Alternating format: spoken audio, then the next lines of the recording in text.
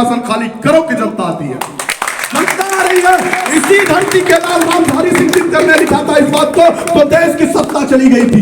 इसी धरती का लाल रामधारी सिंह दिनकर ने यह कहानी उस समय लिखी थी, यह कविता उस समय लिखी थी जब देश में इंदिरा की जैसी आतंकी ताकत के रूप में बैठ के तानाशाही सरकार थी और जो वो लोगों के ऊपर अत्याचार कर रही थी। तो देखते ही देखते इस धरती का लाल बहादुर सॉरी राम मनोहर लोहिया और जयप्रकाश नारायण जैसे लोग निकले और इस कविता को आत्मसात करते हुए उन्होंने एक बड़ी आंदोलन की रणनीति सी पटना गांधी मैदान में खड़ी कर दी थी। फिर दोबारा वो रणनीति अपनाई जाती है।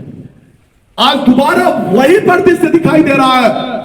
आपको याद करना होगा लोहिया जी और जयप्रकाश नारायण जी के कि अगर उस जमाने में लोग लोहिया जी को और जयप्रकाश नारायण जी को खड़ा करके हिंदुस्तान के अंतिम व्यक्ति को न्याय दिला सकते हैं, तो वही बिहार आज फिर अगड़ाई ले रहा है। मोहित कुमार और अपतम जैसा साथियों को खड़ा करके हिंदुस्तान की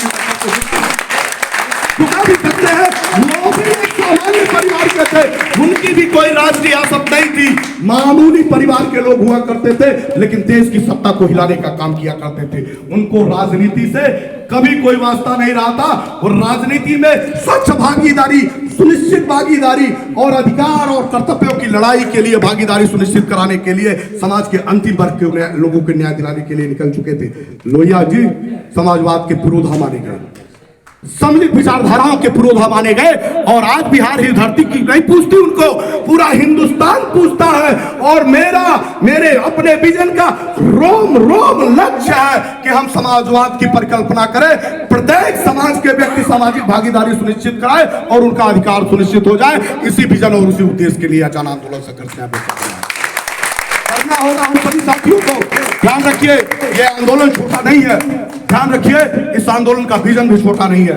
आपका लक्ष्य बड़ा है तो निश्चित तौर पे आप एक बात आत्मसात कर लीजिएगा। जब चीटियां चलती हैं, जब अपने निवाले को लेके जाने की बात आती है, तो वो कतारबद्ध होकर पहले अनुशासन में चलने का काम करती है। और दूसरा, जब वो बड़े से बड़े आपने देखे होंगे, बड़े से बड़े गोले को, खाद्य पदार्थ को सब मिलके अपने बिलों के पास उठा के लेके चली जाती है, वही चीटियों को आदर्श मान के हमको अनुशासन की तरह सीधी लाइन पे चलना होगा और उस चीटी के उस कर्तव्य को उसको पाने के लिए कि जो हमको परिवार का भरण पोषण करना हो, हमारे लिए जीविकोपार्जन के संसाधन कम होने वाले हो, तो उस चीटियों की तरह वो यूनिटी के साथ वो काम करने का माता सीखना होगा।